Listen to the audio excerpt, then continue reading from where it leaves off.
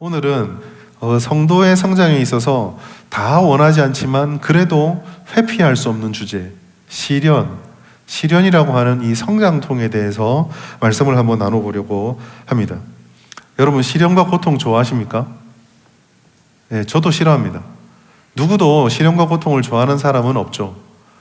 제가 뜻은 의도한지 제가 설교 때도 몇 번 말씀을 나눈 것 같은데요. 의도는 알지만 정말 싫어하고 동의하지 않는 말 중에 하나가 젊어 고생 사서도 한다 라는 이 말입니다. 저는 아마요, 그 말을 만든 사람은 젊어서 고생을 안 해본 사람일 거라 생각을 합니다. 정말 고생이란 고생을 해본 사람은요, 이거는 인정해요. 그 고생이, 그 어려움이 나에게 영향을 끼쳐서 나에게 단단해지게 만들고 나를 좀 더 성숙하게 만들어주는데 도구가 되었다는 걸 인정을 합니다. 근데 여러분, 정말 그것이 정말 유익하기 때문에 내가 돈을 사서 다시 한번 그 기회가 되면 그 고통을 일부러 감내하실 분 있습니까? 다른 말로 표현해 볼까요? 내가 우리 집이 부도가 나서 엄청 성숙했다. 그러니까 내 아들아, 너도 부도를 경험해라. 하실 분 있으십니까? 없죠. 의도는 있지만 일단 이 세상에 살아가는 모든 사람들이 그 어려움과 고통과 시련 때문에 우리에게 준 유익이 있다는 것은 분명히 알지만 그렇다고 해서 그것을 좋아한다거나 즐겨한다거나 기대한다거나 기다리는 사람들은 아무도 없습니다. 그럼에도 불구하고 우리가 인정해야 되는 건 호불호의 지향이라든지 우리가 바란다 바라지 않는다는 거 상관없이 우리의 인생이란 것이 살다 보면은 이 시련과 고통이란 것이 찾아온다 안 온다? 찾아온다라는 거예요. 이거는 별로 어렵지 않습니다. 단순하게 말해서 우리 이 땅을 존재하고 살아가고 있는 이 세상도 그렇고 세상을 살아가고 있는 나도 그렇고 완전하지 않기 때문에 완전하지 못한 존재들이 완전하지 못한 곳에서 완전하지 않은 생각과 완전하지 않은 계획과 완전하지 않은 능력으로 살아가면은 부딪힘이 있을까요, 없을까요? 반드시 부딪히죠. 그 부딪힘이 때로는 오해를 낳고 때로는 실패를 낳고 때로는 의도하지 않았던 힘겨루기를 낳게 되는 이런 환경 속에 있다면, 그리고 그 속에 이성적으로 설명하지 않더라도 영적으로 보았을 때 그와 같은 사람들의 마음의 본성 속에 타락의 본성이 있다는 것을 안다면 여러 가지를 종합해 보았을 때 인생에 찾아온 어떤 굴곡이라고 할까요? 그것이 영적이든 환경적이든 무엇이든 그것은 반드시 찾아올 수밖에 없는 겁니다. 얼마나 심하냐, 얼마나 자주냐, 이런 것들은 각 개인의 상황에 따라서 다를 수 있겠지만 있느냐 없느냐라고 물었을 때 없는 사람이 있다라고는 말할 수가 없다라는 거죠. 그런데 여러분, 젊어 고생은 사사한다라는 말이 나올 수밖에 없었던 이유, 그 유익이 있다는 것을 생각해보고 또 이러한 현실들이 있다는 것을 생각했을 때 우리가 원치 않지만 인정해야 될 것, 또 마음에 새겨야 될 것도 하나 있습니다. 그것은요, 성장이나 변화를 위해서 특별히 우리가 사람의 본성들을 보았을 때에 이런 어려운 일들이나 장애물들이 딱 발생하게 되면 그것을 통해서 분명히 성장이라는, 변화라고 하는 기회가 된다라는 것은 우리가 부정할 수 없다라는 거죠. 어렵지 않은, 우리 이때 설교를 통해서도 계속 얘기를 하겠지만 어려운 일, 불편한 일, 힘든 일을 겪지 않고 그것을 통과하지 않고 성장하거나 변화될 수는 없습니다. 성장통이란 말이 괜히 있는 게 아니에요. 아이들이 아무리 아프지 않고 자라기를 정말 너무너무 바라지만은요, 엄마가 특별히 뭘 잘못하지 않아도 우리가 잘 아는 거 있잖아요. 아기가 자라다가 일정 부분의 성장통을 겪을 때가 되면 괜시리 한번 되게 병치레를 하죠. 그것처럼 우리의 영혼도 성장을 위해서는 성장통이 반드시 필요하다라는 것입니다. 그리고 역설적이게도 그런 과정이 또 하나님께서 우리를 성장시킬 때에 허용하는 도구이자 수단이기도 해요. 자, 그렇다면 오늘 그 중에 하나로 이 시련과 성장에 대해서 함께 말씀을 좀 나눠보려고 합니다.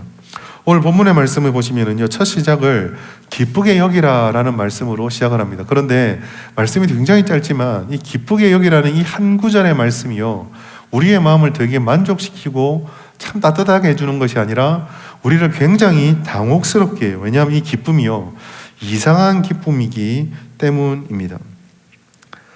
오늘 말씀 1장 2절 말씀 우리 같이 한번 읽어볼까요? 1장 2절 시작. 내 형제들아,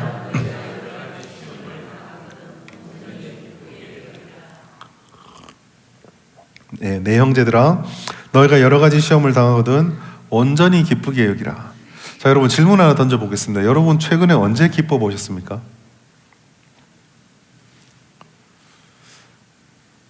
기쁨은 사치다 이런 눈으로 절 쳐다보시는데 우리는 기쁨을 참 원하고 기쁨을 참 추구하는데요. 내가 어떨 때 기뻐하는가? 사람이 보통 어떨 때 기뻐할까를 잘 생각해보면 아마 이런 것들이에요. 어떤 환경이나 조건들이 나를 참 만족시키는 일들이 벌어질 때, 혹은 내가 기대하거나 예측했던 일들이 이루어질 때, 그때 우리는 기뻐합니다. 목표했던 것들이 달성되어질 때, 분명히 어떤 변화가 생길 때 기뻐하는데, 이때 기뻐하는 변화들은 분명히 그래프를 그리자면은 조금 더 나아지는 쪽으로 플러스 방향으로 뭔가 변화가 일어날 때 우리들은 그것을 보고 기뻐하죠. 아이가 시험을 통해서 한 1점이라도 점수가 오르고 1등이라도 올랐을 때, 내가 자영업을 하는데 매출이 어제 비해서 단 100원이라도 올랐을 때, 그런 약간의 긍정적인 변화가 있어야지 기뻐한다라는 거죠. 저 같은 경우는 저고리 올라갔는데 어제보다 100g이 더 빠졌을 때 굉장히 기쁩니다. 이런 기쁨들이 우리 가운데 있죠. 2번 다시 올라가지 않습니다. 왜냐하면 잘못 쟀을 수도 있거든요. 한 번의 기쁨으로는 그냥 끝내버립니다. 근데 여러분, 오늘 본문의 말씀을요, 이런 기쁨으로 생각해 보면요, 조금 다르게 들려요. 왜냐하면 이처럼 환경과 조건이 내게 참 기뻐할 만한 상황이 되었을 때는요, 굳이 기뻐하라라고 말 안 해도 사람들은 기뻐합니다. 가르쳐 줄 필요가 없는 거죠. 그런데 오늘 본문의 말씀 보시면요, 기쁘게 여기라라고 되어 있습니다. 영어 성경을 보시면, ESV 영어 성경을 보시면 훨씬 더 좀 어색하긴 한데 의미가 직역으로 확 다가와요. 뭐라고 되어 있냐면요, Count it all joy라고 되어 있습니다. 해석을 그대로 직역하면은요, 그것을 모든 기쁨으로 새겨라, 모든 기쁨으로 받아들여라라고 되어 있습니다. 그러니까 우리가 바라볼 때는요, 우리 앞에 살아온 우리 삶에 일어나는 모든 변화하는 것들이 있잖아요. 그것들이 어떤 거는 플러스가 있을 것이고 어떤 거는 마이너스가 있을 건데, 이것들을 전부 기쁨이라는 눈으로 다 계산을 하라라고 되어져 있습니다. 그러니까 여기서 담겨있는 기쁨은요, 반응의 기쁨이 아니에요.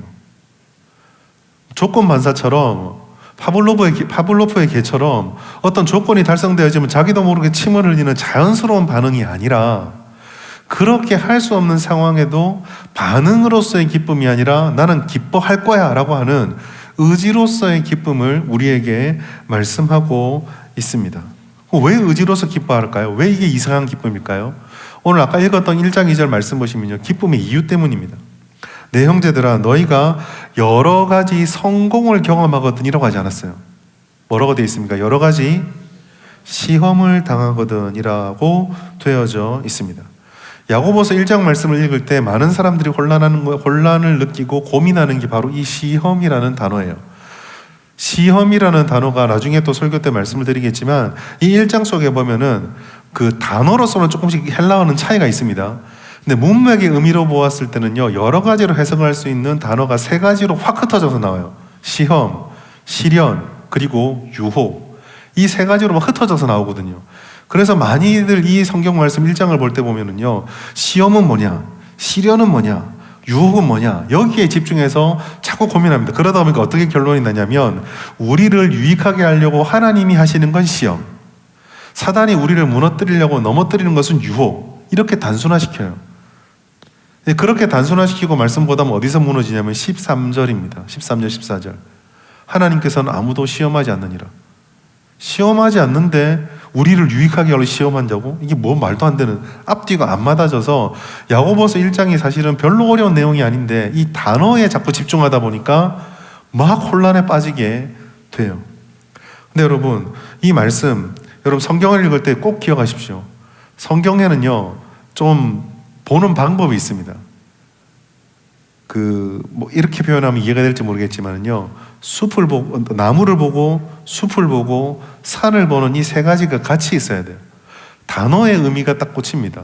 그 단어를 볼 때 이 단어의 뜻을 결정해 주는 것은요, 단어 자체도 있지만 이 단어가 이 문장 안에 전체 성경 흐름 속에서, 내가 보고 있는 이 문장의 흐름 속에서 어떤 의미로 사용되는가를 잘 비교해 가면서 봐야 돼요. 예전에 신학교에서 제가 그 전도사 초년병 때 제가 존경하는 교수님께서 성경 해석하는 방법 중에 그냥 원리를 하나 가르쳐 주더라고요. 그게 뭐냐면 네가 설교하려고 본문을 정해놓고 보다가 이해가 안 되면은 요거만 들이다 파지 말고 요 본문을 중심으로 앞뒤 몇 절, 그래도 이해가 안 되면 또 앞뒤 몇 절, 이런 식으로 흐름에서 성경을 분석하고 판단해야 된다라고 말씀했어요. 이거를 이제 문맥으로 본다고 하거든요. 자, 이 문맥에 따라서 흐름을 봐야 되는데요. 2절에 보시면 시험을 당하거든 온전히 기쁘게 여기라 라고 말씀하고 나서 3절에 보시면 이는 이라고 말씀하고 있습니다. 이는 이라고 말은 2절을 받아서 이어지는 거죠. 그러면 2절의 내용이 3절에도 포함이 되는 겁니다. 근데 이 3절의 내용 보시면 시험이라는 단어가 없는데요. 대신에 뭐가 있습니까? 믿음의 시련이 있죠. 영어 성경을 보시면은요, 이 시험과 시련이요, 테스트, 트라이얼이라고 하는 똑같은 의미의, 유사 의미의 단어들이 사용이 됩니다. 자, 금요일 밤부터 갑자기 또 왜 문법 얘기냐? 왜 제가 이 얘기를 드리냐면은요, 이 말씀, 이 시험이란 말과 시련이란 말은요, 통상적으로 우리가 생각하는 것처럼 막 분리해서 생각하는 것이 아니라 하나님께서 시험 받는 성도들에 대해서 얘기를 하는데 이 시험이 도대체 어떤 거냐를 걸 말씀해 주는 거예요. 어떤 것입니까? 시련, 즉 우리의 믿음을 흔들고 우리의 신앙을 험난하게 만들고 우리를 고민에 빠지게 만드는 일체의 고난, 어려움, 의심, 환경, 이런 것들을 2절에서는 시험으로, 3절에서는 믿음의 시련으로 말씀을 하신 거예요. 결국 신앙생활하는 사람들에게 찾아오는 모든 어려움들이 2절에서는 시험이었고 3절에서는 믿음의 시련이었던 것입니다. 그럼 결국 여기서 말하는 이 시험은요, 우리가 하나님께서 우리를 유익하게 하려고 하는 시험이었으니까 우리는 기뻐할 수 있어, 이렇게 되면 성경을 잘못 해석하는 겁니다. 그 얘기를 하지 않아요. 그럼 어떤 얘기입니까? 여기서 말하는 시험과 시련은요, 하나같이 우리가 경험적으로 느끼고 부딪힐 때는요, 기쁜 게 아니에요. 힘겹고 어려운 것입니다. 자연스럽게 기쁨의 반응을 주는 게 아니에요. 여러분, 야고보서의 전체 주제를 가지고도 이해할 필요가 있습니다. 야고보서의 전체 주제가 뭐냐면요, 입술로 나는 믿음이 있다고 말하는 사람들에게 야고보가 뭘 말하냐면, 너 믿음이 있다라는 그 믿음을 입술의 고백이 아니라 너의 그 치열한 삶의 현장에서 파도가 치는 그 인생 속에서 행함으로 증명해내라. 이게 야고보의 주제거든요. 즉 무슨 말입니까? 이걸 1장 그대로 가져오면은요, 그저 신앙생활을 하면서 나는 믿음이 있고 하나님이 나를 은혜롭게 해주실 거야 라는 입술의 고백이 아니라 너에게 시험과 시련이 찾아올 때 그 입술의 고백을 기뻐하라라는 행동으로 증명하라는 말씀이 2절 속에 담겨져 있는 겁니다. 지금 야고보서, 그래서 여기서 말하는 기쁨은요, 자연스러운 기쁨이 아니에요. 누구나 기뻐할 수 있는 그런 기쁨이 아닙니다. 오히려 옆에서 바라보면은요, 이것은요, 기뻐할 수 없는 상황이에요. 오히려 불평하고 싫어하고 무너지고 원망하고 의심해야 될 상황인데, 야고보는 그런 것들이 당연한 행동이지만 그 당연한 행동이 아니라 기쁨으로 기쁘게 여기도록 너의 자신의 의지를 다잡아라 라고 말씀을 하는 것입니다. 사랑하는 여러분, 우리는 지금 성장에 대해서 계속 얘기하고 있죠. 변화에 대해서 얘기하고 있습니다. 시련과 믿음, 시련 앞에서의 우리의 믿음이 오늘의 주제예요. 그래서 우리는 이 시련과 그 시련 앞에 기쁘게 여기라, 기쁨을 선택하라는 이 말씀 속에서 우리의 영혼을 성숙으로 이끄는 믿음의 메커니즘을 발견할 수 있어야 합니다. 여러분, 신앙은요, 죽은 게 아닙니다. 우리가 가진 믿음이라는 것은요, 어떤 점에 내가 예수님을 나의 주로 고백합니다라고 하는 그 시점에 나에게 마치 도장처럼 한번 꽝 찍어주면 그걸로 끝나는 게 아니에요. 오히려 신앙은요, 출산과 같습니다. 어떤 한 생명이 적정한 시기에 태중에서 뛰쳐나오면 그 생명을 가지고 생명을 가진 자답게 살아가야 되잖아요. 그것처럼 신앙과 믿음은 생명이기 때문에 그 자리에 멈춰 있는 것이 아니라 하나님 앞에서 받은 생명대로 생명을 살아내야 돼요. 이것을 다른 말로 표현하자면 하나님께서 우리에게 영적인 생명을 주시고 우리를 믿음으로 구원하는 그 길로 우리를 불러주셨을 때 하나님이 우리를 통해서 바라고 원하는 삶의 모습이 있다라는 것입니다. 그게 바로 변화예요. 자라나는 것과 결실하는 거죠. 무엇인가를 변화를 통해 성숙해져 가야 되고 그 성숙함을 통해 어떤 열매들을 맺어내야 합니다. 이것은 야고보서의 말씀만이 아니라 성경 여기저기에 흩어져 있는 하나 같은 말씀들이에요. 하나님께서 바울의 입술을 통해서 갈라디아 교회들에게 무엇을 바라느냐, 어떠한 신앙생활을 해야 되느냐 말할 때 성령의 9가지 열매로 말씀해 주셨잖아요. 여러분, 열매니까 9가지 주렁주렁 이것만 생각하는데요. 세상에 어떤 열매가요, 물론 하나님이 창조하실 때는 안 그렇겠지만 세상에 어떤 열매가 갑자기 눈앞에 주렁주렁하고 딱 나타납니까? 열매가 주렁주렁 맺히려면 그 열매의 결과에 도달할 때까지의 과정이 있는 거잖아요. 변화가 있는 거고 결실이 있는 거죠. 결국 하나님께서 열매를 바라신다는 것은 그 열매의 결실만을 바라는 것이 아니라 그 결실에 다다르는 과정과 그 기다란 자라나는 과정들 전체를 하나님께서 기대하고 바라보고 계신다는 거예요. 에베소 4장 15절에도 똑같은 말이 있습니다. 에베소 4장 15절 같이 한번 읽어보겠습니다. 시작. 오직 사랑 안에서 참된 것을 하여 그는 머리니 곧 그리스도라. 아멘. 여러분, 신앙은 이런 점에서 항상 미래지향적입니다. 신앙은요, 계속 과거를 돌아보며 과거에 좋았던 시절이나 내가 예전의 어떤 순간으로 돌아가는 게 아니에요. 지금 이 자리에 계신 우리, 이 자리에 있는 저와 여러분도 마찬가지입니다. 우리가 신앙생활하면서 좋았던 날도 있고 여러 가지 시절들이 있겠죠. 하나님 은혜가 넘쳤던 날이 있습니다. 추억으로는 가치가 있지만은요, 여러분, 우리가 돌아가야 될 지점은 거기에 없습니다. 야, 내가 한때는 1년에 성경 1독씩 읽었지, 내가 한때 뜨거웠던 적이 있었지, 아름다운 추억이니까 감사함으로 가지십시오. 그러나 우리가 돌아갈 지점은 거기에 없습니다. 우리가 돌아갈 지점은 앞으로 범사에 자라는 데 있거든요. 그럼 이 자라남을 통해서 자라난다고 할 때 중요한 조건이 뭘까를 생각해 봐야 되겠죠. 여러분, 과일을 자라게 하거나 사람을 잘 기를 때는요, 환경이 되게 중요합니다. 좋은 조건을 갖춰줘야 되죠. 일조량을 맞춰줘야 되고 충분한 영양분과 물을 제공해 주어야 합니다. 사람을 키울 때도 마찬가지죠. 우리가 애를 써서 교육 환경이 좋은 것, 좋은 사람들이 있는 곳으로 이사하며 집을 옮기는 이유가 무엇입니까? 우리 마음속에 우리도 모르게 좋은 환경이 우리의 자녀들에게 선한 영향을 끼칠 것이다라고 생각하기 때문 아닌가요? 그렇지 않습니까? 우리 예수 믿는 사람들이야 교회 근처로 오는 것이 조건 중에 하나에 들어가지만 세상의 대부분의 사람들이 이사를 할 때 첫 번째 조건이 무엇입니까? 아이들 중에 학교를 다니고 대학을 가야 될 애들이 있으면 제일 첫 번째 조건이 뭐예요? 학군 좋은 데잖아요. 좋은 환경을 주려고 합니다. 일반적으로 이걸 뭐 비난하고 싶은 게 아니에요. 좋은 환경을 갖추어주고 방해가 되고 위험한 것들을 막거나 이런 것들을 제거해 줄 때에 잘 자랄 수 있고 변화되어 수 있고 성장할 수 있다는 것은 보편적인 상식입니다. 그런 면에서 보자면 시련이나 장애물들은 이런 좋은 환경을 해치는 것이기 때문에 기뻐하기보다는 제거해야 되는 것들이에요. 싫어해야 하는 것들입니다. 그런데 야고보는요, 오늘 이 믿음이라는 메커니즘 속에, 우리 신앙이라고 하는 이 구조 속에 시련과 아픔을 그대로 가지고 옵니다. 3절과 4절 말씀 보시면 이 믿음의 메커니즘이 잘 나타나는데요. 한마디로 말해서 믿음의 시련이 인내를 만들어내기에 너희는 시련을 기쁘게 여겨야 한다라고 말씀하고 있습니다. 먼저 이 말씀 속에서 첫 번째 우리에게 보여주는 것은요, 믿음에는요, 시험과 시련이 있다라는 것을 야고보는, 그리고 하나님께서는 벌써 말씀해주고 있다라는 거예요. 2절에 보시면은요, 여러 가지 시험이라고 되어 있습니다. 시험이 하나가 아니라는 거죠. 개수를 말하는 게 아니라 우리의 인생 속에 찾아오는 시험이요, 많고 다양하고, 또 이걸 다른 말로 표현하면 우리 인생 속에 믿음을 가지고 살아가는 성도들에게는 다양한 시험이 다양한 모습과 다양한 형태로 찾아온다라는 것입니다.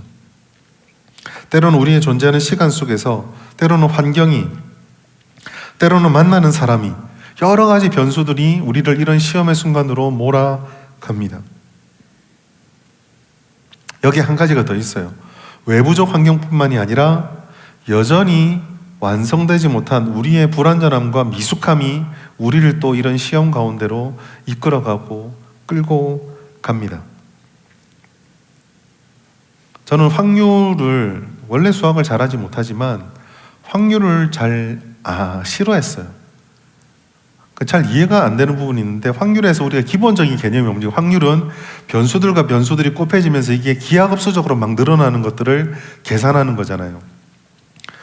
세상도 변수가 많고 나도 변수가 많으니까 이 변수끼리 충돌하면서 우리에게 생기는 수많은 시험과 시련들이 다가온다라는 것입니다. 간단한 예로 이런 거죠. 부부끼리 어제 너무 기분 좋게 농담하면서 음식이 너무 짠 거예요. 그 아내에게 야 오늘 음식하면 잠깐 졸았나 보네. 내 긴장하게 하려고 그랬다니까 어제는 막 하하 그러려고 한 것 같다고 둘이서 막 깔깔거리고 웃었어요. 근데 다음날 똑같다가 남편이 한마디 했는데 아내가 뭐라고? 다른 거예요. 왜 그럴까? 왜냐하면 어제 아내는 어제로 날아갔거든요. 갔어요. 오늘은 오늘의 변수가 또 존재하는 겁니다. 우리 삶이 이와 같다라는 거예요. 인생에만 그런 것이 아니라 신앙을 가지고 살아가는 데에는 이와 같은 세상의 불안함과 우리의 불안전함 플러스 영적인 존재들이 우리의 영혼을 무너뜨리기 위한 시험의 시도까지가 겹쳐져 있기 때문에 믿음에는 늘 파도가 찾아옵니다. 초대교회를 생각해 보십시오. 예수님이 주시는 은혜와 성령이 주시는 능력이 그렇게 넘치고 있었지만 그 넘침이 사도행전 말씀 보시면은요, 주시는 은혜에 넘치는 그 분량만큼 그 교회에 어려웠던 일들과 시험들이 끊임없이 일어납니다. 베드로를 잡아가고 야고보를 순교시켰다가 성령의 은혜로 극복했으며 이제 그만할 법도 한데 계속 반복해서 박해들이 일어나죠. 우리 인생에선 짧지만요, 교회 역사를 보시면 사도행전에서 잠깐 드러났던 이 핍박은요, 사실은 초대교회가 받았던 핍박의 시작도 안 한 핍박이었어요. 실질적으로는 사도 바울과 요한까지 다 죽고 난 뒤 AD 100년경부터 300년까지 200년 동안 수백 차례의 박해가 일어납니다. 10대 박해를 추려낼 정도로.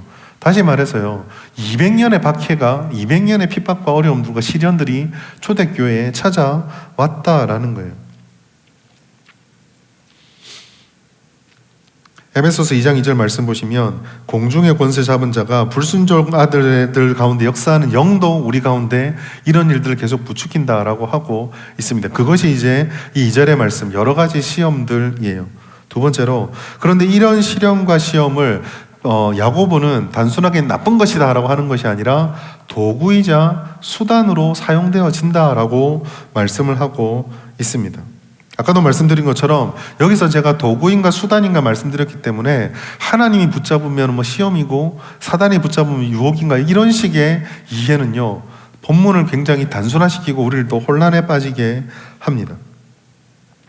우리가 사는 삶을 좀 잘 이해할 필요가 있는데 하나님의 약속과 악한 영들의 회방 사이에서 또 완성된 약속과 이미 아직 완성되지 못하는 그 불완전함 사이에서 우리는 언제나 시험과 유혹이라는 상황을 겪을 수밖에 없어요. 그런데 핵심은요, 하나님이냐 사단이냐가 아니라는 것입니다. 야고보서 1장 13절 말씀 우리 같이 한번 읽어보겠습니다. 시작. 사람이 시험을 받을 때에 내가 하나님께 시험을 받는다 하지 말지니 친히 아무도 시험하지 아니하시느니라. 아멘. 분명히 하나님은 아무도 시험을 하지 않고 시험 받지 않는다 말했어요. 그런데 우리의 입장에서 하나님이 우리를 유익하게 하려고 시험하면 그건 시험. 벌써 1장 13절하고 충돌하지 않습니까? 사실 이 1장의 핵심은요, 시험과 시련과 유혹의 강조점은요, 이게 어떤 수단이다, 누가 사용하느냐 거기에 있잖아요. 여러분, 여기서 주의할 것, 시험과 시련과 수단, 유혹을 말할 때요, 중심은 하나님이냐 사단에게 있지 않고 사랑하는 형제들에게 있습니다. 사람에게 있어요. 다시 말해서 이게 시험이 되느냐 시련과 유혹이 되느냐는 사람들이 그 상황이 발생했을 때에 성도들이 보여주는 반응이 시험이 되느냐, 성장으로 유익하게 하는 시험이 될 수도 있고 우리를 무너뜨리는 유혹이 될 수도 있다라는 것입니다.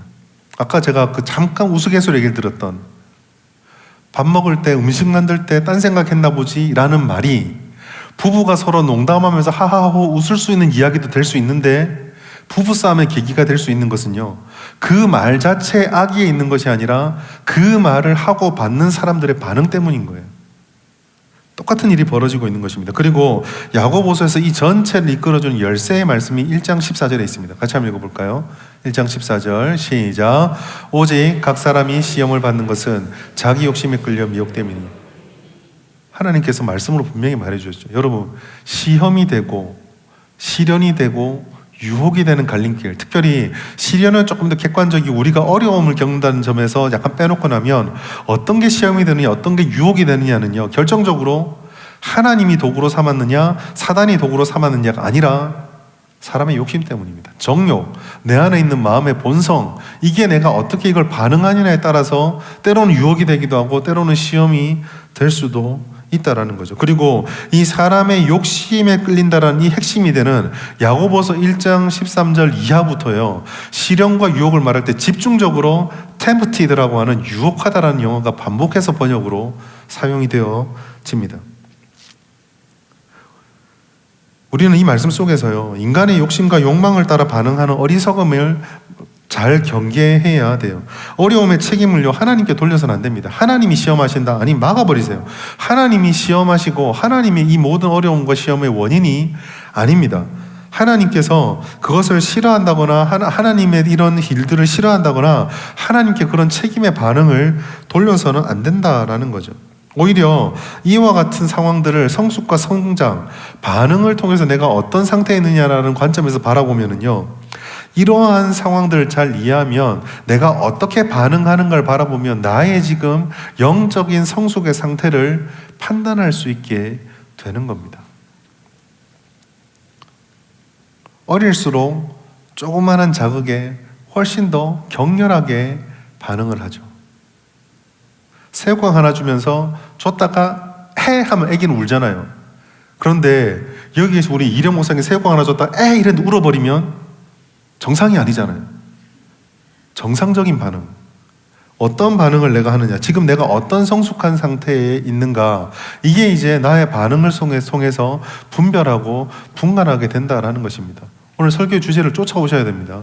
시련은 성장통, 신앙의 성숙을 위한 성장통이 우리에게 있습니다. 다시 말해서 이 시련과 성장통을 통해서 내가 지금 여기에 이 지점에 와 있구나, 나의 신앙이 지금 이런 상황, 이런 여건, 이런 상황들을 이렇게 받아들이고 이렇게 반응하는 정도에 와 있구나, 이것이 성장통을 통해서, 시련을 통해서 알 수 있게 된다는 거죠. 시험을 잘 생각해 보시면 쉽게 이해할 수 있어요. 여러분, 시험을 왜 치릅니까? 결과적으로는 성적을 따고 원하는 점수를 얻기 위해서죠. 그러나 최종적인 시험 앞에 모의고사를 계속 반복해서 치는 이유가 뭘까요? 괴롭히기 위해서 아니죠. 지금 너의 지식의 수준이 어디에 있는가. 그래서 학교에서 학생들을 가르치는 선생님들마다 계속 강조하는 게 뭐죠? 오답 노트 정리를 잘해야 된다고. 오답 노트, 즉 내가 어디에 틀리고 어디에 넘어지고 무엇을 모르는가를 잘 정리하는 것들을 통해 내가 지금 여기서 이 부분을 잘 고쳐서 이렇게 성장을 해야 되는구나, 이렇게 알아가야 되는구나, 이걸 아는 것처럼 시련과 시험, 내 삶에 나타나는 변화를 통해서 내가 지금 어떻게 변화되어져 가고 무엇을 해야 될지를, 내가 지금 어디에 있는지를 발견하게 되는 것입니다. 중요한 것은요, 이와 같은 것들은 어쩌면 우리에게 인생에 찾아오는 일종의 갈림길과 같아요. 근데 이때 우리를 유혹하게 하는, 우리를 성장시키는 시험이 되는 것과 동시에 우리를 넘어뜨린 유혹이 같이 찾아온다라는 것입니다. 동전의 양면과 같아요. 여러분, 세상에서 일어나는 많은 일들이요, 시험이냐 유혹이냐, 즉 우리를 성장시키느냐 우리를 무너뜨리는 관점으로 접근해 보았을 때 많은 일들은 동떨어져 있지 않습니다. 같이 있어요. 거의 내가 어디를 선택하느냐에 따라서 이게 동전이 앞면이 되기도 하고 동전의 뒷면이 되기도 하는 겁니다. 성숙을 위한 시험이 아니라 우리 자신의 만족이라든지 본성에 손해보지 않는 자기 보호의 욕망이라든지 자기 마음에 익숙한 것에 먼저 반응을 하게 되었을 때는 똑같은 일 앞에서도 누군가는 성숙과 성장이 아니라 오히려 한 걸음 더 후퇴하고 하나님께서 원하지 않는 생각과 말과 행동을 하게 되는 경우가 발생하게 된다라는 거죠. 똑같이 고난이 찾아왔을 때, 똑같이 위기가 찾아왔을 때 사울은 하나님의 말씀을 어기는, 나를 위해 양떼를 남겨놓는 선택을 하였지만 똑같은 상황이 됐을 때 다윗은요, 사울을 살려주는, 자기가 불편을 감당하는 그런 결정을 했었죠. 사울도 뭔가 선택을 해야 될 때 사울은 자기가 손해보는 선택이 아니라 자기가 이익을 보는 선택을 했었고, 다윗은 하나님께 맡기며 자기의 불편을 감당하는 선택을 하는 것, 이 차이가 어떤 하나의 변화의 계기가 주어졌을 때 성장으로 가느냐, 실패로 가느냐, 이 차이를 갈라놓는다라는 것입니다. 그리고 여러분, 이런 것들을 통해서 우리가 추구해야 될 것, 그러면 이런 성장의 과정을 통해 성장통과 시련을 통해서 궁극적으로 우리가 도달해야 될 점 어디냐 했을 때 오늘 본문은 인내에 이르는 것이다 라고 말씀을 하고 있습니다. 여러분, 신앙 성장의 핵심은요, 인내에 있습니다. 우리가 성장하고 성숙하면은 많은 분들이 그렇게 생각할지 몰라요. 내가 신앙이 좀 더 성숙하면 하나님이 하시는 일들, 봉사도 좀 많이 감당할 수 있고 하나님 앞에 더 많은 일을 할 수 있고, 물론 중요합니다. 그런데요, 여러분, 저는 아직까지 신앙생활을 하며 목회를 한 날을, 앞으로 목회할 날이 지금까지 목회할 날만큼 된다라고 생각을 해요. 그러나 불과 이제 목회 전체 여정의 절반밖에 오지 않았지만 이 절반까지 오면서 정말 선명해지는 게 하나 있어요. 그게 뭐냐면요, 신앙이 성장한다라는 것은 얼마나 많은 봉사를 하느냐, 얼마나 많은 일들을 감당하느냐 있는 게 아닌 것 같아요. 제가 단호하게 말씀드릴 수 있는 것은요, 정말 성숙한 신앙의 가장 확실한 표지는요, 인내력의 차이입니다. 견뎌냄, 참아냄의 차이예요. 오늘 본문도 말씀하죠. 너희 인내를 온전히 이루라. 그 인내가 우리를 온전하고 구비하여 조금도 부족함이 없게 하는 거라고 말씀합니다. 여러분, 능력이 우리를 구비하는 게 아니에요. 능력이 우리를 조금 더 완전하게 하는 것이 아닙니다. 실제로 성장은요, 인내에 있습니다. 어른과 아이도 마찬가지죠. 여러분, 어른과 아이의 가장 극심한 차이가 뭘까요? 가장 확실한 차이가 뭘까요? 물론 이 사람마다 개개별의 차이는 있겠지만 능력의 여부로 따지자면요, 사실 저희보다 어린아이들이 더 탁월한 능력을 가진 아이들도 많습니다. 노래가 어른이라고 노래를 더 잘하나요? 그렇지 않죠. 기계는 말할 것도 없습니다. 지금 컴퓨터라든지 AI라든지 새로 도입되는 기술을 얼마나 더 지식적으로 많이 아느냐는요, 어른과 아이를 비교해보면 아이가 훨씬 더 탁월합니다. 그런데 어린이든 아이들 차별했을 때 성숙하냐 미성숙하냐 봤을 때 확실하게 차이 나는 거 하나는요, 미성숙할수록 못 참습니다. 견뎌내지 못합니다. 성숙하면은요, 견뎌내고 참아내고 기다릴 줄 압니다. 여러분, 오늘날 우리가 살아가는 이 시대는요, 조급함의 시대입니다. 무엇이든지 빨리 결과를 얻으려고 합니다. 영적으로도 마찬가지예요. 여러분, 저희가 지금 이 신앙생활을 통해서 제가 한 11편의 지금 설교가, 11편의 설교를 준비를 한 거거든요. 11번의 설교를 통해서 성숙을 다 이룰 수 있을까? 11번의 설교만으로 한 사람의 인생이 변화되고 성숙이 완성된다면요, 얼마나 좋겠습니까? 많은 선배 목사님들이요, 그런 이야기를 하세요. 목회를 평생을 해도 정말 한 사람의 영혼이라도 성장하는 걸 본다면은, 그 열매를 거둔다면은 그 목회가 성공한 거라고 말할 정도로 이 성장은 쉽지가 않습니다. 오늘날 우리가 살아가는 시대는요, 답이라든지 변화라든지 어떤 것이든지 문제의식을 가지고 생각을 하면요, 빨리빨리 뭐가 돼야 된다라고 생각을 합니다. 영혼의 성장도 마찬가지예요. 우리는 기다림이 없는 시대를 살아갑니다. 즉각적인 답과 해결을 원합니다. 충분한 시간을 들였다라고 우리는 생각하죠. 그러나 생각해야 됩니다. 그것은 우리의 관점이에요. 하나님의 관점은 절대 아닙니다. 하나님의 관점은 그렇지 않아요. 바울만 해도 그렇지 않습니까? 사도 바울이 사도가 되고 나서도 처음 젊을 때는요, 자기에게 기회를 주었던 바나바와 뜻이 안 맞으면요, 바로 부딪혀서 싸우는 다혈질의 사람이었습니다. 그런데 이 바울이요, 사도행전 끝자락에 30여 년의 세월이 흘러가고 나서 그제서야 배신자 마가를 내게 유익한 자라고 하는 사람으로 바뀌거든요. 30년이 넘게 걸렸습니다. 사도 바울조차도요. 베드로서 3장 8절 말씀, 사랑하는 자들아, 죽게는 하루가 1000년 같고 1000년이 하루 같다는 이 한 가지를 잊지 마라. 하나님의 시간은 우리의 시간과 다르고 하나님께서 생각하는 관점, 우리의 관점과 달라요. 우리는요, 기껏해야 우리가 살아가는 이 시대에 몇십 년을 볼 뿐입니다. 우리는 재작년에 진주성북교회 100주년을 기념했죠. 그때 제가 우스갯소리를 무슨 말을 했냐면요, 150주년을 보고 싶은데 아마 그때 제가 98세가 될 것 같습니다 라고 이야기를 했습니다. 여러분, 우리는요, 100주년을 기념했지만은 그 100이라는 숫자의 무게를 사실 잘 몰라요. 왜냐하면 우리의 삶의 범주 밖에 있거든요. 150주년만 해도 이 자리에 150주년을 볼 분이 몇 분이나 되겠습니까? 죽게는 하루가 천년 같고 천년이 하루 같다. 인내라는 것이 주님의 시간 안에서 인내가 달성되어지고 열매 맺는다라는 것은 사실 우리의 계산과 우리의 능력과 우리의 기대를 벗어난 일이에요. 성장도 마찬가지입니다. 여러분, 영혼의 성장이라는 것은 우리의 궁극적인 목적이죠.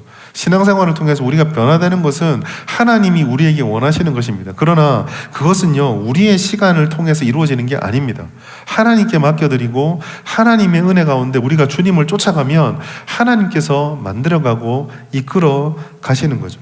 그리고 그 과정을 통해서 맺어져야 되는 열매가 바로 인내입니다. 그래서 갈라디아서 5장 22절 23절에서 인내를 단순하게 한 사람의 노력과 훈련의 성품이 아니라 뭐라고 말했죠? 성령의 열매라고 얘기했잖아요. 우리가 맺는 게 아니라는 거예요. 우리가 그걸 추구할 수 있어요. 그 열매를 우리가 갈망하고 사모할 수 있습니다. 그러나 그 열매를 맺도록 우리를 이끌어 가시는 모든 과정에서는요, 우리 힘만으로 되는 일이 아닌 거예요. 하나님의 역사와 성령의 은혜가 있는 거죠. 그럼에도 불구하고 우리에게 명확한 것은 무엇입니까? 인내를 바라보고 인내를 추구하며 시련과 역경들을, 또 어려움들, 성장통들을 스스로 감당해내야 한다는 것입니다. 그럼 우리에게는요, 두 가지 결심이 필요해요. 첫 번째는요, 시간이 필요하다는 사실을 인정하십시오. 여러분, 참 이게 잔인한 말이에요. 인생에 지금 여러분들이 나름의 성장통을 겪고 있는 분이 있을 것입니다. 아마 대부분은 이와 같은 성장통이요, 내가 정말 원하지 않는 숨이 턱턱 막히는 어려운 현실들일 경우가 굉장히 많을 거예요. 그게 영적인 기도의 문제든 아니면 그 삶에 자기가 가지고 있는 가정의 형편의 문제든 관계의 문제든 무엇이든지 불편할 것입니다.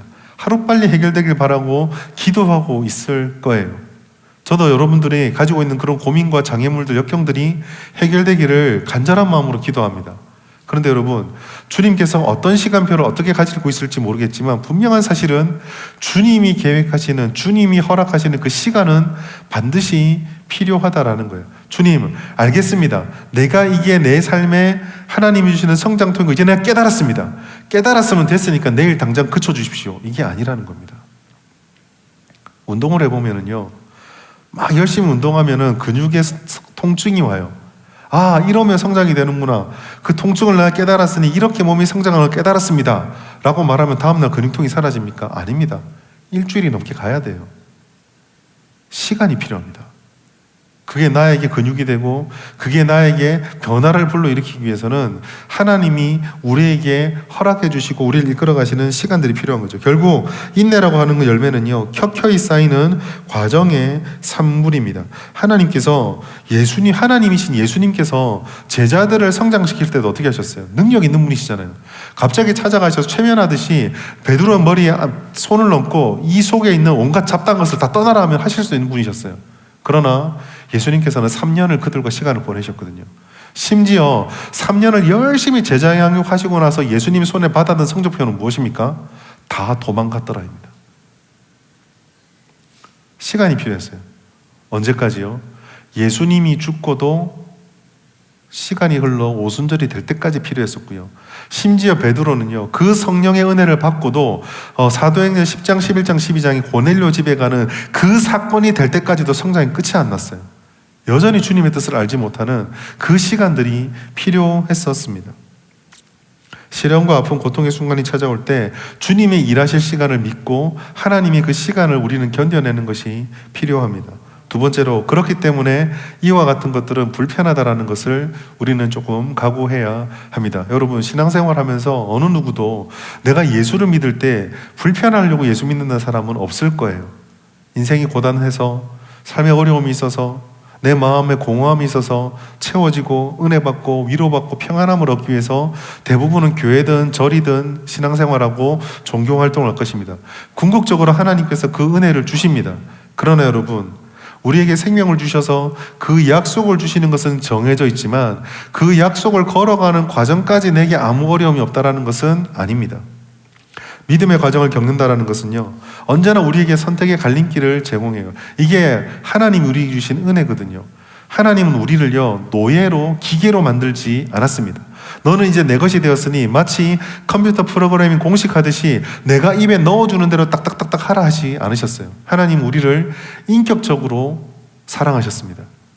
인격적으로 사랑하신다는 것은 우리를 존중하는 것이고, 우리를 통해서 나타날 수 있는 다양한 변수들을 기꺼이 하나님께서 나의 변수로 품고 같이 감당해 주시겠다는 이야기거든요. 그러니 여러분, 구약의 약속을 보십시오. 그 수많은 변수들을 하나님께서, 우리가 늘 하는 질문이 있죠. 하나님께서 구약의 어리석은 백성들이 하는 그 수많은 잘못된 선택의 변수들을 다 버리시면 얼마나 편할 텐데 왜 내떠 주셨을까? 우리는 그게 은혜인지를 몰라요. 하나님께서는요, 그런 우리의 연약함과 실수들을 하나님의 실수와 하나님이 감당할 짐으로 짊어지시면서 그렇게 우리를 끌어가시거든요. 그리고 우리도 그 과정에서 불편함을 겪습니다. 익숙하고 편안하게 해오던 대로의 삶을 살지 못하게 되는 거예요. 예수를 알지 못하고 주님의 뜻대로 살지 못했을 때 편하게 살았던 그대로 더 이상 우리는 살 수가 없습니다. 여러분, 말씀을 묵상하고 기도할 때 우리가 진짜 주님을 만나잖아요. 주님을 진짜 만나면은 더 이상 내가 그 만나기 직전까지의 삶의 태도와 생각과 말과 행동을 유지하고 나갈 수가 없어요. 주님은 완전한 빛이십니다. 그 빛 앞에 우리가 설 때마다 우리는요, 끊임없이 우리의 어둠과 부족함과 연약함들을 발견하거든요. 그러면 그 앞에 우리가 하나님 앞에 설 때마다 우리는요, 늘 바뀌어야 될 하나님을 발견하는 게 아니라 바뀌어야 될 나를 계속 발견할 수밖에 없어요. 주님 만난다는 거 그런 겁니다. 말씀을 읽는다는 그런 거예요. 기도한다는 그런 거예요. 신앙생활 한다는 것은요, 끊임없이 바뀌어져야 될 불편한 상황들을 마주하고 만나게 되는 것입니다. 단순하게 훈련받고 교육받고 양육받는 것도 마찬가지죠. 되게 단순하고 되게 유치한 비유지만은요, 여러분, 교회에서 이제 이번 주일부터 아마 제가 알기로는 그 하반기 양육과 훈련에 대한 광고가 나갈 텐데요. 그 단순한 양육 참고할 때도 자기 시간 쪼개야 되고 불편함을, 내 익숙한 생활을 깨야지만 할 수 있는 거 아닙니까? 변화를 위해서는요, 불편함을 감내해야 되고 내가 하지 않았던 것들에 대해서 충돌되어 올 일종의 성장통과 시련을 감당해야 하는 거예요. 오늘날 우리에게 성도들의 삶에서, 한국 교회에서 이 은혜, 인내의 열매와 은혜와 능력이 희박해지는 이유는 바로 여기에 있습니다.